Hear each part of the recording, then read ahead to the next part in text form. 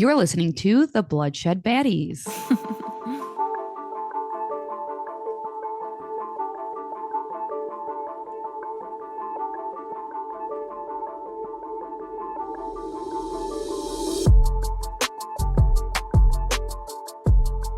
Hi, I'm Lex, And I'm Sam. and we are the Bloodshed Baddies. Hello, baddies. Welcome back. Hello, everyone. What up, what up, what up? Well, Sam, because of Baddies, I too have had to wait a week for this part too.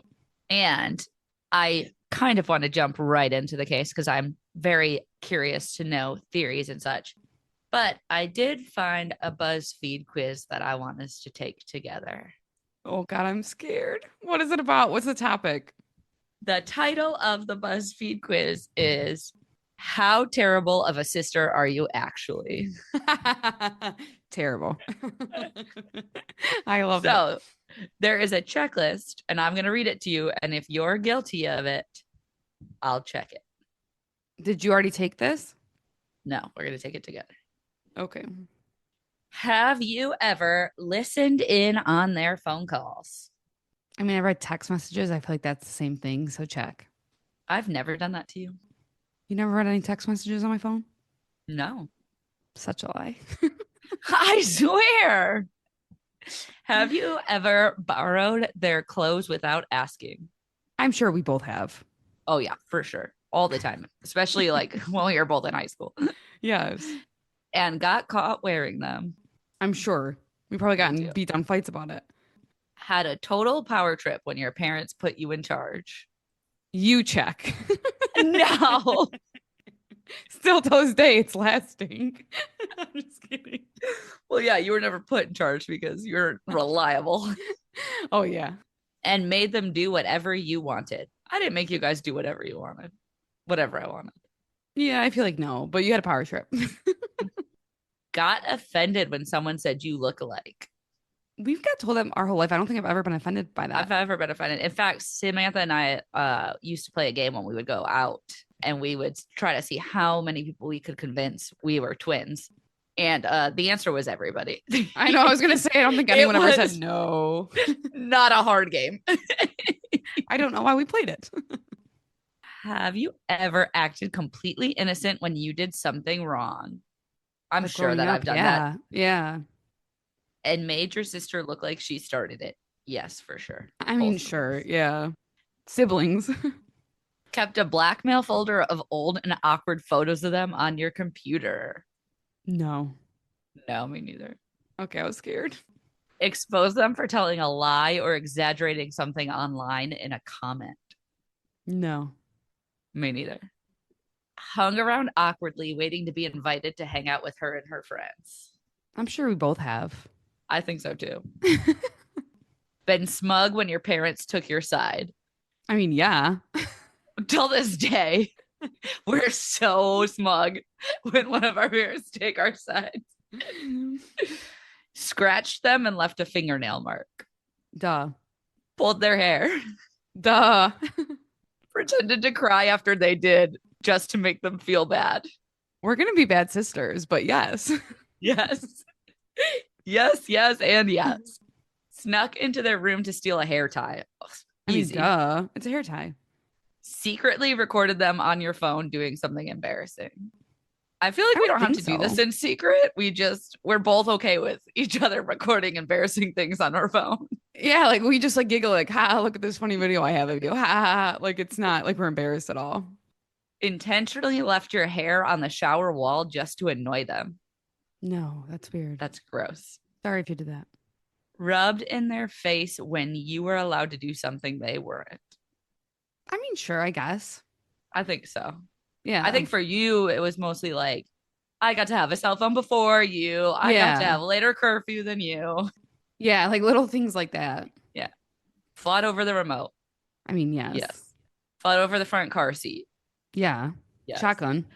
Fought over rooms. No. I don't think we've ever fought over a room.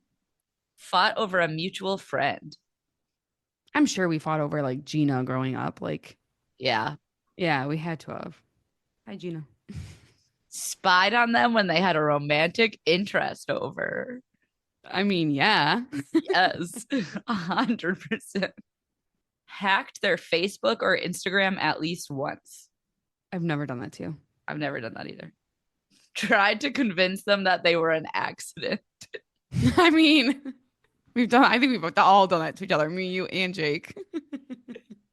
Or adopted. Or adopted, yeah. Even though we all look so much alike, we'd be like, Exactly you're alike. adopted.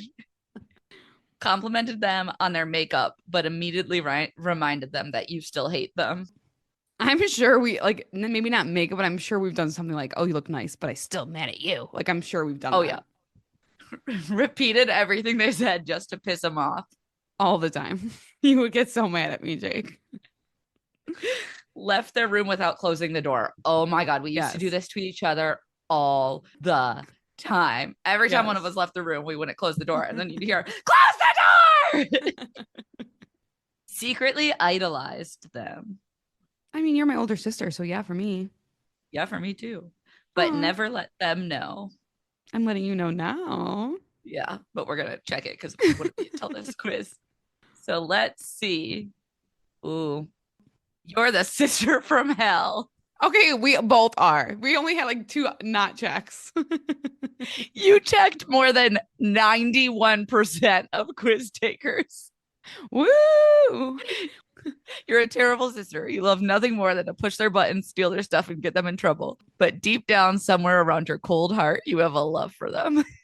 That literally describes it perfect. We kept it interesting. We made childhood fun. We build character. Come on. Yeah, we built so much character. I love it. I accept that with pride. Okay, sister from hell. Would you like to jump back into your case? Because I'm dying to know more. Yes. So, baddies, just a reminder, like Lexi said, this is a two-parter. So, if you have not listened to part one yet, I highly, highly recommend stopping this, going to last week's episode, and listening to that first so you are not super confused. Yes, also, it's a great episode. It's so interesting. So go listen. Thank you. All right, last week we discussed the core Chillicothe Six and the connections between Charlotte Trago, Tamika Lynch, Tiffany Sayer, Wanda Lemons, Shasta Himmerlich, and Timberly Clater. All of these women are from the same small town of Chillicothe, Ohio, and all of these women were connected in some ways, whether friends, working together, or even in jail together. All of these disappearances or murders also happened in just a little of a year, in 2014 and 2015. Unfortunately, these women were also addicted to drugs and used sex work as a means to maintain their addictions. This caused people to not be as concerned about their disappearances and to almost blame them for their lifestyle choice, which we talked about last week is just really awful. It also makes timelines messy and information out there conflicting. So again, I tried my very best to be as accurate as possible in part one, and will continue to do that for part two as well. Right off the bat, I'll tell you that unfortunately, part two may be a little bit confusing because there is a decent amount of he said, she said. Oh boy. But today, we will be talking about the last person Timberly Clater was seen with. We will be talking about the rumors and possibilities, and we will also talk about a few other women that may be connected to the Chillicothe Six as well. So, super quick rundown to refresh our memories and remember this happened from 2014 to 2015. Charlotte Trago was the first woman to go missing without a trace. Tamika Lynch then disappeared, possibly even the same day as Charlotte, but she was found in Paint Creek, clothed in only socks. She had drugs in her system, and her manner of death was ruled undetermined. 6 months later, around Christmas time, a newly pregnant Shasta Himmerlich goes missing and is found in the Scotia River outside Chillicothe, about 37 miles from where Tamika was found. Shasta's death was ruled a suicide.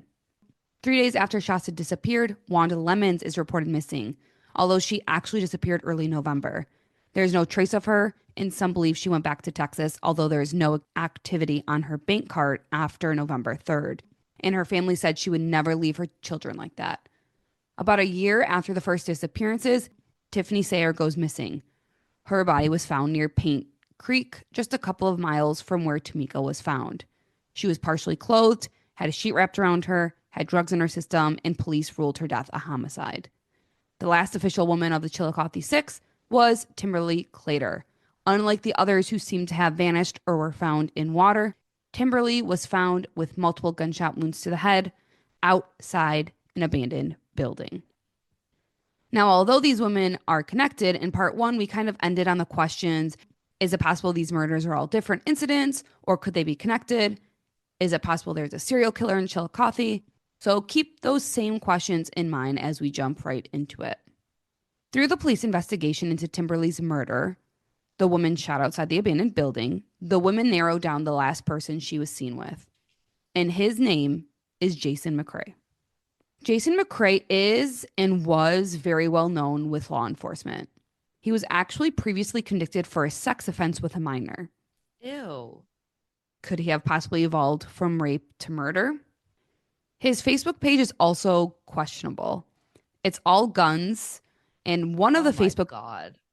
in one of the Facebook pages, because he has multiples for some reason, his occupation said that he was, quote, keeper of souls. What? Is that not so scary? Ew. He's into like dark shit. Scary, scary. But again, Timberly was last seen with Jason, and he actually lives within a mile from where she was found. Jason also has connections with the other women as well. For instance, in the documentary I watched, Tiffany Sayer, who was found murdered, was beat up really bad one time from her work, and she wouldn't go to the police or tell anyone about it. But allegedly, she told a friend it was Jason McCrae who did this to her. Jason Oh. does deny the claim. But because Jason is the last person to be seen with Timberly, he is the primary suspect. I also think because she was shot, there's much more need to solve this murder compared to the other girls, which again, terrible. But it seems like police are putting in the effort to solve this, and they question Jason. And he said he did see Timberly at the Speedway and had sex with her, and that was it. The police then search his home and they find a bunch of guns and bullets, and they also find blood. Oh, okay. His roommate also said he had a 380 gun, 38.38 gun. I don't really know. But that was the same one used in the crime, and that was used as physical evidence to link Jason to the crime. But I mentioned blood, and there was blood on his white car. There was also blood found on a pair of shoes that Jason allegedly wore that night. And they arrest Jason and then soon find out the blood DNA links him directly to Timberly, Oh and thus, of course, her murder. my gosh. So Jason goes to court and they bring up all of this DNA evidence against him. And they also bring in a witness, and her name is Jessica. Jessica says that she was in the car with Timberly, Jason, and two others during the time of the murder. Jessica admits to being very drunk this night. She says that while they were all driving around, Jason got very mad at Timberly because she smoked the last bit of their drugs. Oh my God. If he killed her over drugs, this is insane. They started to argue with each other. Timberly is allegedly in the front passenger seat and Jason is driving. Jason then pulls a gun on her, and Timberly gets loud and is like, stop, and opens the passenger door. This is when allegedly, according to Jessica, Jason shot Timberly. He then threatened Jessica and was like, I know where you and your kids live. And that is why she says she didn't tell anyone until now.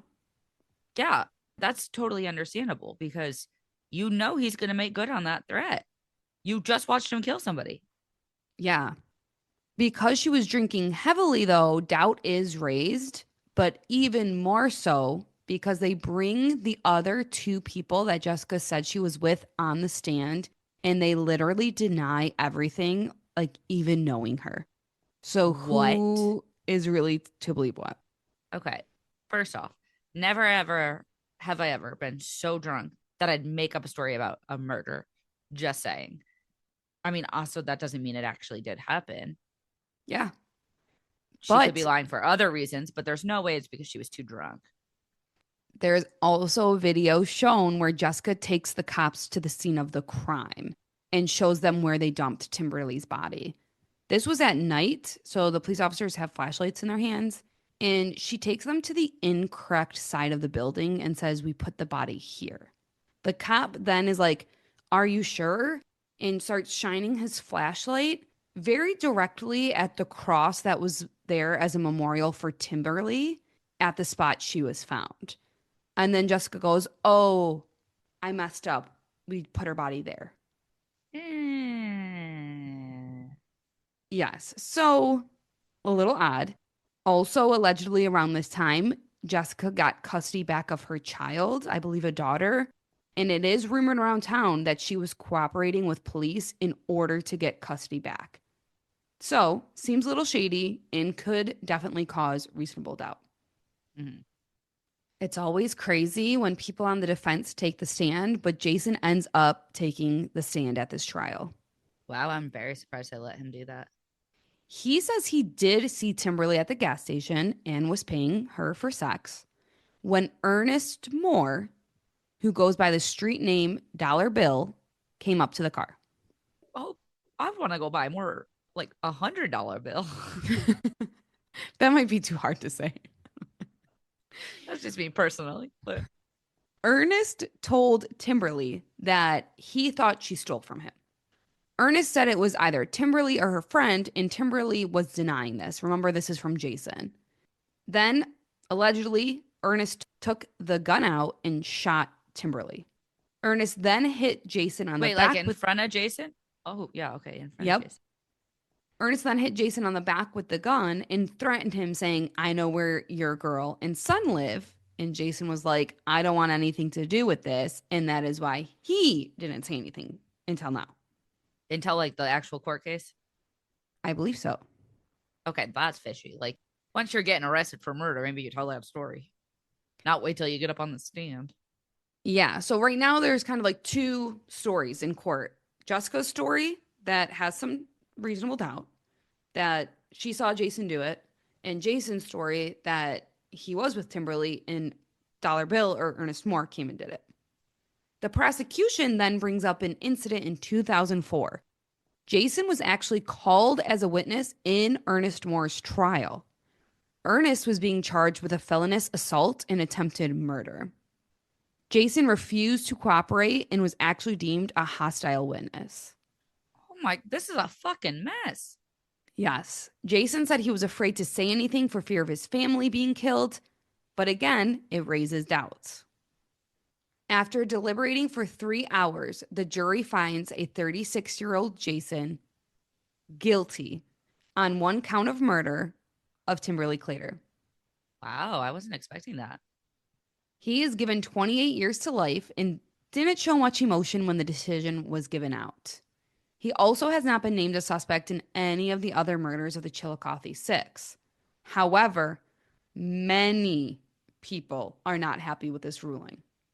They believe that Ernest Moore was involved in some way and that the justice wasn't completely served. That's tough because there's not, I mean, I guess there was blood evidence that directly linked Jason, right?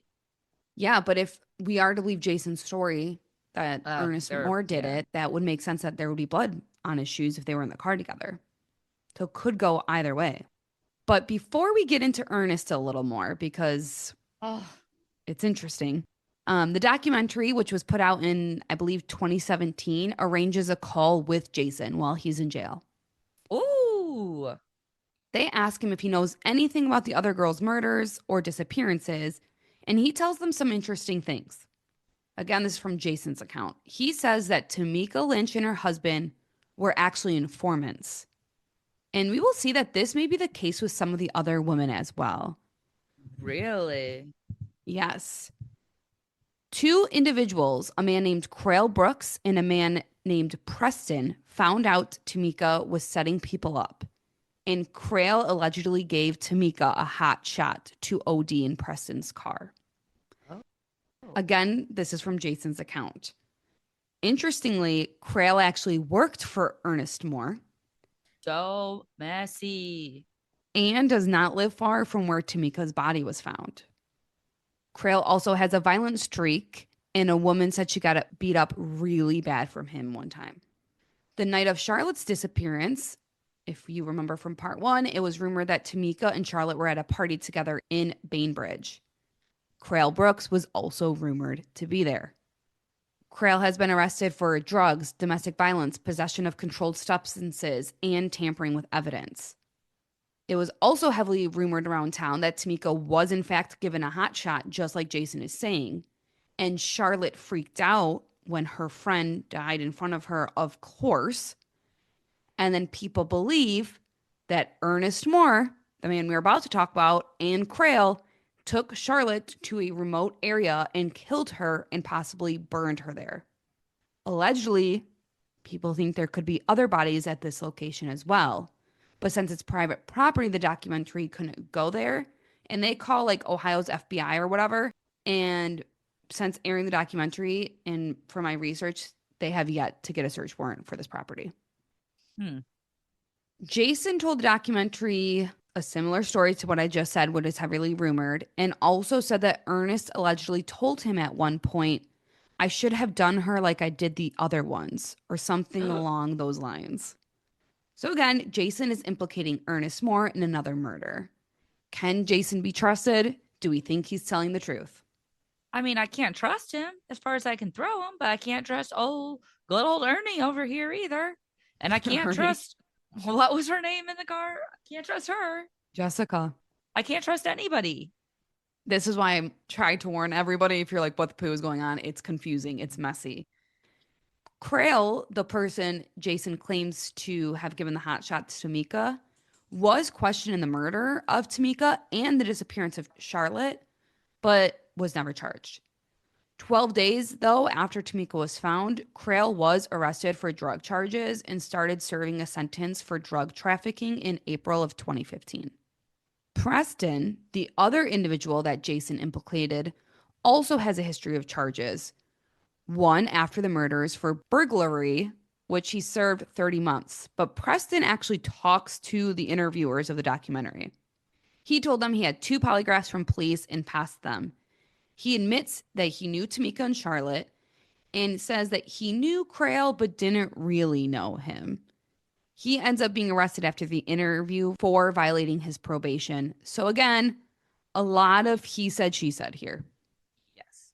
But it seems like Ernest Moore's name is being brought up a lot. So who is this Ernest Moore? Ernest, or street name Dollar Bill, had served time for drug trafficking and attempted abduction. He traded Attempted abduction? Yes. He traded drugs from Columbus to West Virginia and was a big player in the drug world. He marked drugs and prostitution and was also known for putting guns in people's faces. Cool. Sounds like a stand-up fucking guy. He allegedly always had women around him to help him run drugs and whatnot. Ernest also allegedly knew all of the Chillicothe Six. Charlotte allegedly helped him with his business dealings. Ernest was connected to Shasta. Allegedly, Michael O's, if we remember from part one, Shasta's boyfriend, ran drugs for Ernest Moore. Allegedly, Shasta also used to transport drugs for Ernest, as well as he would use her addiction for her services sometimes. Ernest Moore is also connected to Tiffany. He was also allegedly trapping out of a house on Sugar Street that was on Tiffany's path home the night she went missing, walking home only a few blocks. What? It was also rumored that Tiffany tricked Fur and possibly stole from Ernest Moore. There was also a possible phone call to Ernest Moore from Tiffany's phone the night that Tiffany disappeared. Ernest also allegedly hated Timberly.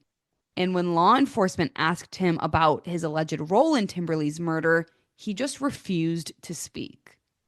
This reminds me a lot of like what we just talked about in the Biggie and Tupac episode, is that like all these people are involved in illegal activities. So there's all these rumors and there's all these he said, she said, but because they're all involved in something, it's all half truths and you can't figure out what is actually going on. I think that that's 100% accurate. Again, Ernest is rumored to help kill Charlotte with Crail, which would insinuate he was at the party with Tamika as well. So those are connections with 5 out of the 6 Chillicothe women. And as a reminder, there wasn't much information about Wanda, but since she ran in the same circles, I'm sure there was a connection somewhere there as well. Ernest also had a history with violence. He is currently serving a 10-year sentence for kidnapping and assault. July, What? this is a wild story. July 22nd, 2015, along with three associates, Ernest kidnapped and tortured Arthur Hamlin, who at one time was his right hand man in Chillicothe. Arthur Hamlin also has a drug addiction and allegedly stole from Ernest.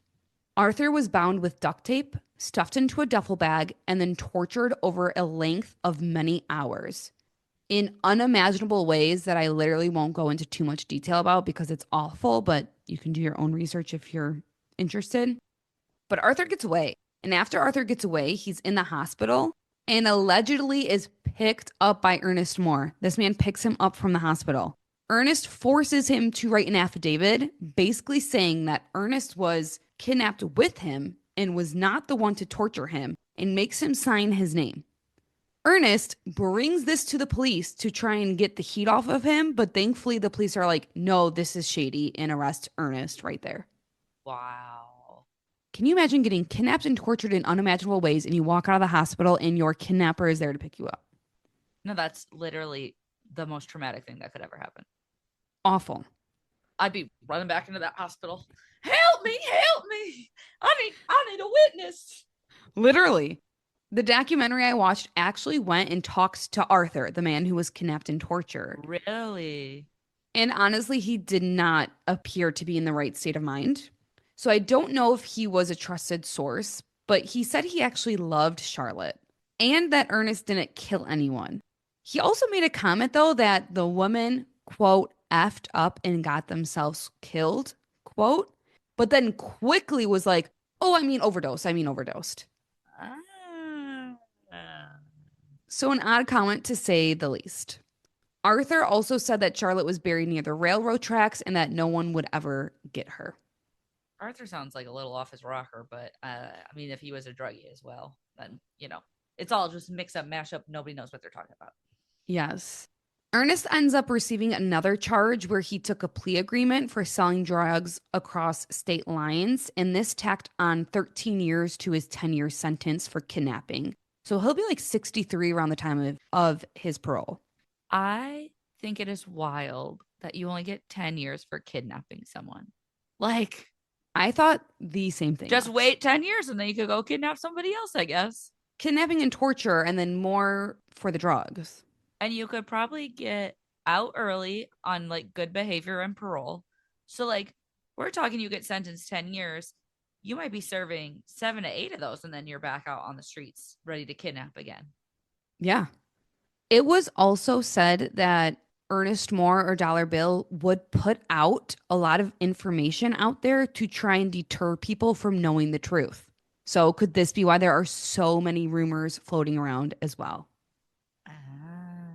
That's actually ingenious. Like, to then go out in these groups and start different little rumors so that nobody knows the truth, especially with like we're saying, the kind of people that are having these rumors are people who are like under the influence, drinking, all running the same circles, gossiping, and everything gets changed a little bit and a little bit every time.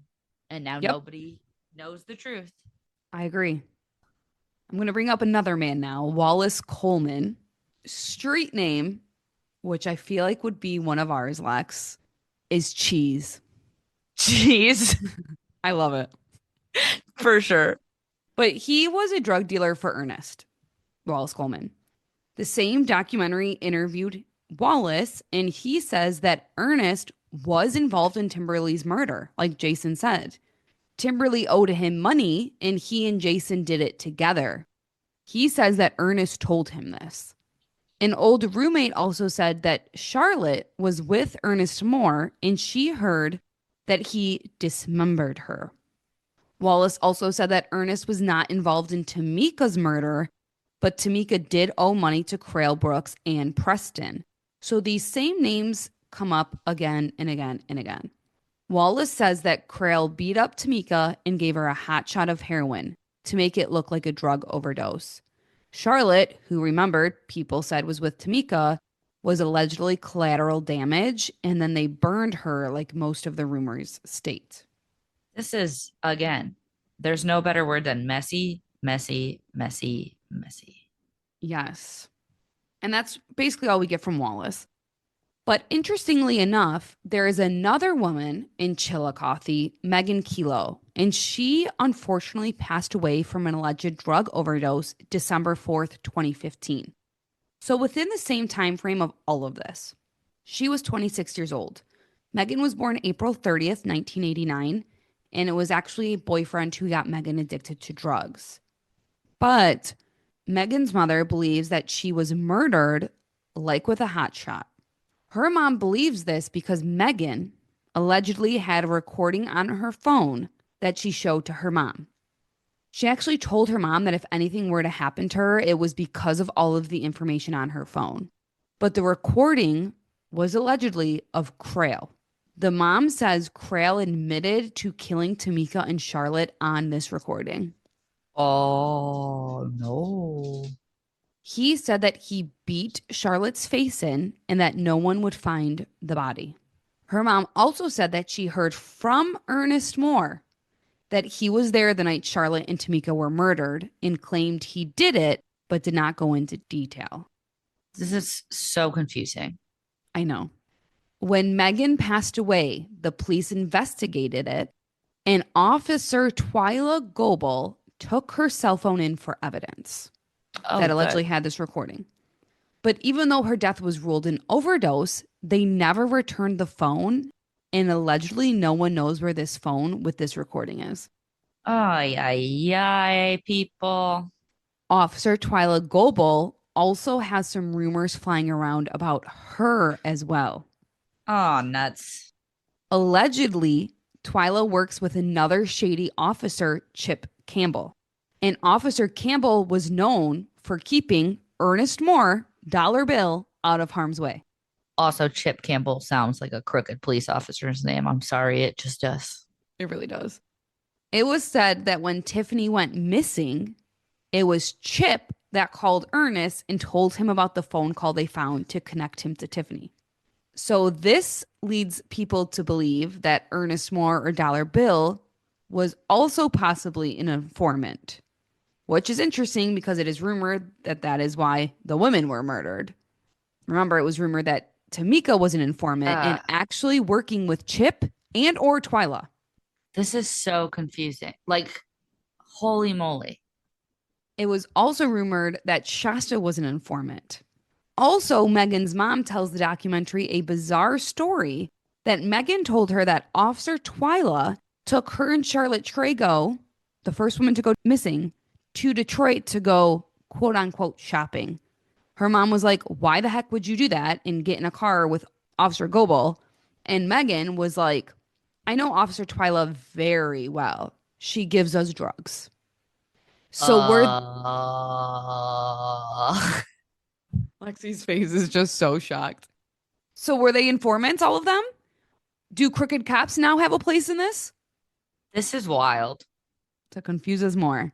The possibility No, no, it's already too much. the possibility of a serial killer was also thought about by police. Specifically, there was speculation that Neil Falls may have had something to do with it. Neil Falls was a terrible, terrible man and targeted sex workers. However, July 18th, 2015, 2 hours outside of Chillicothe, Neil Falls started strangling an intended victim, Heather Soul. This straight up baddie grabs a nearby rake and hits him with it. Neil lays the gun down to check on himself, and she grabs it and shoots Neil to death. Hell yeah. They were able to link him to 6 other women's deaths. They found firearms in his car, trash bags, handcuffs, a big tub, and like a straight up kill kit in his car. Think like Dexter like. Whoa. Although it seemed plausible that he could be connected to the Chillicothe Six, police figured out he was targeting his victims online. So he probably could be ruled out in the Chillicothe Six murders since this wasn't how they were targeted. Yeah, and I feel like a serial killer based on like my knowledge, not that I'm like an expert, but I feel like typically with a serial killer, especially one that's got like a kill kit in their car, they're very methodical about how they do things, and they don't go off script very much because it's the ritual for them. Yes. Another interesting story and possible person to have committed the murders. Police took a report from a woman who said she was assaulted behind Liberty Tax Service by a man who said, quote, "I'm gonna kill you like I did the other girl and they'll never find her." This was after Tamika's body was found, so before the other women went missing. So at this point, Charlotte is missing and Tamika's body was found. But the man's Okay. car, including a hatchet found inside, was processed for DNA and fingerprints, but nothing was found connecting him to Tamika or Charlotte. This man grew up in Bainbridge, pled guilty to assaulting the woman, and then overdosed on drugs and died in 2017. So, after the Chillicothe Six murders, could he have possibly had something to do with it, even though they didn't find DNA? I think it's possible. It sounds more like maybe he was like just trying to be scary and get this girl to shut up. I feel like when you know people are scared already from X, Y, and Z Yeah, like going more of on a in threat. the, yeah, especially like, was she a sex worker? Was she into drug? Like, was she just a random lady? Because like these victims aren't random. Yeah, they're all They're not connected. just somebody walking by the bank and you grab them and pull them behind a building kind of thing. Like that would be too coincidental for them to all be so interconnected if they were just randomly pulled off the streets. Very true. Now, I do want to bring up the other two women that are commonly connected to the Chillicothe Six. If you do a Google search, these names are oftentimes intertwined with the rest of the Chillicothe Six. I do see some clear connections, so I wanted to bring them up as well. The first woman actually went missing before Charlotte Trago, so she would have been the first one. Her name was Megan Lancaster. It was quoted from a source: when Megan disappeared, they all started to disappear. Growing up, Megan had been a gifted athlete with a softball scholarship. She was really caring and outgoing and had a child her senior year of high school. She went missing about an hour from Chillicothe in Wheelersburg, but was close to Portsmouth, which is like a pill hub. I believe this is where she was last seen, and it's about 45 miles from Chillicothe. Very sadly, it was reported that she was sexually abused, and that started her drug habit. She used pills to cope with her pain and was addicted to Oxy. Just like the other women, she started engaging in sex work to support her habit. On April 3rd, 2013, a 25-year-old Megan spent the evening with friends. She called her mother at 7:30 p.m. There was no communication from her after, which was not like her, especially with her son. Her white Mustang was later located at a Rally's hamburger place in Portsmouth. The police checked her belongings to investigate her disappearance, and I believe when they went through her belongings, all they took was like hair from her hairbrush. They didn't take the needles, syringes, blood, or clothes that were also present in her home. What? Police didn't even take her car in for evidence until about 6 months later. Okay, so much could have happened to that car in 6 months. What evidence are you going to get? Megan also took a lot of notes about her work. And one of the numbers she had on her list was the police officer in charge of the investigation. What? This leads people to think, are the police possibly involved? Or was Megan working as an informant in some sorts? There's too Why would many she informants. Too many why informants. why would she have all those notes though, right? Oh, Another name on her list of clients was Michael Marin. This man was a former city council member and attorney. He actually got arrested on a total of 18 charges spanning human trafficking, racketeering, and compelling and promoting prostitution.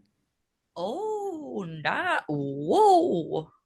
This man denied the claims and then blamed it on the quote, numerous felons who got special treatment for cooperating. Oh, I'm sorry. What? Gross. Literally just gross. He was charged in October 2020 and faced more than 70 years. I believe these charges were in relation to 6 women in total, but I'm sure they were probably more. Unfortunately, we will never know for sure though, because in November of 2021, at 75 years old, Michael died from undisclosed health complications. So interesting. This whole case reminds me of the Biggie and Tupac case again, that like by the time they start figuring stuff out, people are dead. Yes, they're very similar. Yeah. The other woman people believe may be connected to the Chillicothe Six, however, police do say there's no connection, is Rebecca Cade. This would technically be the last of the Chillicothe women because her murdered body was found in October 2015. Rebecca was born November 26, 1983, in Detroit, Michigan. Oh, yeah, represent. Rebecca was apparently a little gullible and had a learning disability. She also had a 15-month-old son who was being raised by an aunt. But Rebecca would check in often, like calling 7 to 8 times a day. And it was clear that she loved her son very much, even though he was being raised by the aunts. His aunt was raising him because Rebecca also suffered from addiction issues as well. On October 13, 2015, Rebecca was actually found very brutally. She was found bludgeoned, stabbed, and hanging by a sleeve on a fence. There was allegedly a blood path showing a path that she must have fled. Rebecca was 31 years old, and it appeared that she got into a fight with her attacker, ran into a lot that was surrounded by a fence, and then got stuck trying to escape. Oh no. How sad. That's horrible.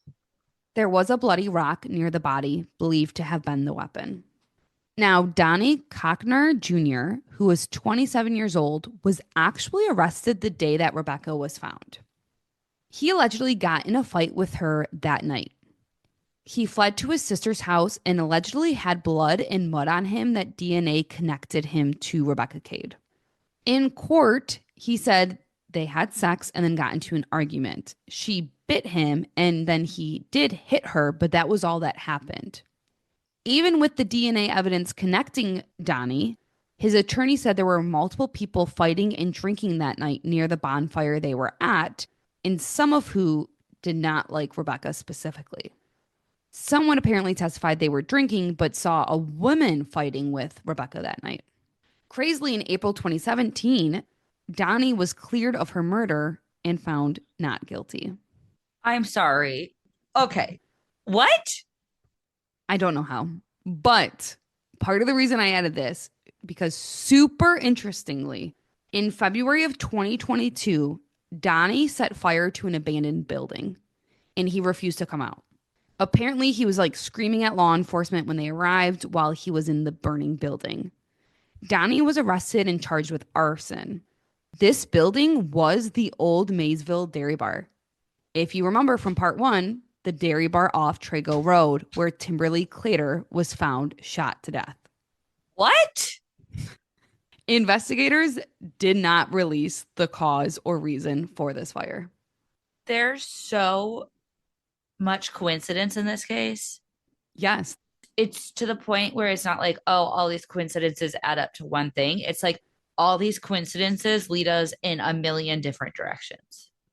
1,000%. And there's so many moving parts and names and he said and she said. And that is actually part two. I hope part two wasn't super confusing. Like I said, a lot of he said, she Wait, said. that's it? A lot of rumors going around. But Lex, what are you thinking? Like we ended in part one. Do you think they're all connected? Do you think one person is to blame? Do you think more than one person is to blame? I think I still definitely think the first five were for sure connected. For sure. I think there's a very good chance Timberly's connected. Timberly was the last one, correct? Correct. It was so different with the shooting that I'm having a hard time being like, it for sure was connected. Yes. And she wasn't found like in water, like everybody else was found in the creek, besides that one that was never found. But I would bet she's in water somewhere. I think probably if I had none of them, I feel like this is like a lot of the ones we theorize where I'm like, none of them fit perfectly. But I think if I had to theorize, I think Jason and Ernie make the best suspects.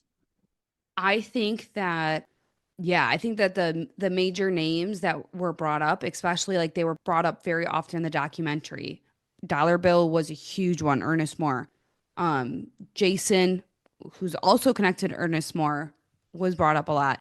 Crail Brooks and Preston that were Oh, also yeah. allegedly connected with Ernest Moore. So I do think that they're all connected in some way of were they informants? Were they possibly stealing? Was this something that was a trickle down effect for those working for Ernest Moore? Like, it's just insane and so wild. And I know that part two doesn't leave anybody feeling like, oh, that's the answer, right? Yeah. And like part of me wonders if like Jason and Dollar Bill were like in it together, but were beefing, and that's why they just kept blaming each other. Mm, Because it is also weird to me that they ended up in another court case before all of this together. yeah. And then also, what about those crooked cops? Do we think the crooked cops were involved in some way? I think it's definitely always a possibility. I think it's always the possibility I go to least of all, because I do think I know there's crooked cops. I know that we've proved there's crooked cops. I know that cops have done something, but I think the majority of the time it's not cops, and it's maybe like bad police work that makes everybody believe that it's crooked. And I think to me, like maybe that girl did tell her mom all that, but like that's not a trustworthy source because she was on drugs at the time. And I'm not saying you can't be honest when you're on drugs, but you're most likely not going to be honest when you're on drugs. And also, like, so many people are not around to corroborate the story that like the mom could be mad at the police for other things in solving the case, and was like, well, I know she knew this cop and that cop probably gave her drugs, and then it starts as like a whole rumor. Yeah, definitely could be because yeah, I don't know where I lean that way. Like you said, they're either crooked or people are starting rumors about the cops, just like they're starting rumors about everybody else in this case, which is why it'll take a lot to be solved because there are so many moving parts in this case, which is really sad. It'll take people coming forward and being honest. Yes. And what's going to be hard is the honest story is going to conflict with so much of these stories that it's going to be hard to pick out the truth. Like we might have already heard an honest story, right? Yeah. But because of all these other rumors and gossip and dishonest stories, we can't pick it out straight away. But if like some of these people could get one other person who is trustworthy to corroborate their stories, right? Yeah. Then that puts more weight behind it. Because right now, it truly is he said, she said. There's not multiple people saying this that were all together happened. And there's not multiple people saying, no, that never happened. It's all literally singular people saying, this happened. No, it didn't. This happened. No, it didn't. Yep. Exactly. And then there's all the like the rumors around town about this person was involved. This is where Charlotte is. This is what happened to Charlotte. Charlotte and Tamika were together. They weren't together. So it's just like And it such a sounds like this group of drug dealers and addicts and sex workers and people who use sex working services and even the cops are so intertwined. yes, which is It's part of the problem, I think. all the same circle. Yep. So to me, it's most likely going to be somebody in that circle, right? I think it'd be a lot if a stranger came into that circle and started doing this. There'd be a lot more us against them notion where this is kind of like all this is in our circle. Let's keep it in our There. circle. I Yeah. 1000% agree with you. And when people take law or justice, quote unquote, into their own hands, just like when we were talking about the Tupac Biggie case, that also is a cultural thing where like we're gonna take it into our own hands. Um, like if they thought these women did steal from them or something like that, which is just Mm-hmm. awful as well. Yep. And it all could have been like one of them was an informant, maybe this girl who was close with that cop, and because she ran in the circles, all of a sudden all the girls she talked to must be informants too when they're not. Like it could be something that just snowballed. Yeah. And then it could be also something that like whoever did it was just super paranoid that everyone's an informant and I have to get rid of them and I'm freaking out and like something like that as well. Yeah. Or it Insane. could be none of this. And it's just, hey, these are young, vulnerable women who this is easy to do because I'm trusted to them and I'm in the circle. And it wasn't anything other than this person having sick perversions. Very true. Sorry to give you a headache if I did. Wow, that was wild. Well, thank you so much for listening. Please go follow us at Bloodshed Baddies. We are on Instagram, we are on Facebook, we are on TikTok, and we are on YouTube. Please also follow us on podcast platforms. We are on Podbean, Apple Music, Spotify, Amazon Music, iHeart, all of those things. Give us a nice review. It helps people find us. And also make sure those auto downloads are on so that way we can get those downloads. That's really helpful for us to get seen and noticed and get more listeners. Send us an email with a case suggestion or a story to bloodshedbaddies@gmail.com. Intro music is made by our amazing cousin Vinny. If this case interested you, don't forget about the fictionalized version, The Savage Side by Tiffany McDaniel. Get that book. She does a lot of intertwining these rumors and stories in there. Tell a friend and tune in next week for a Lex episode. Bye.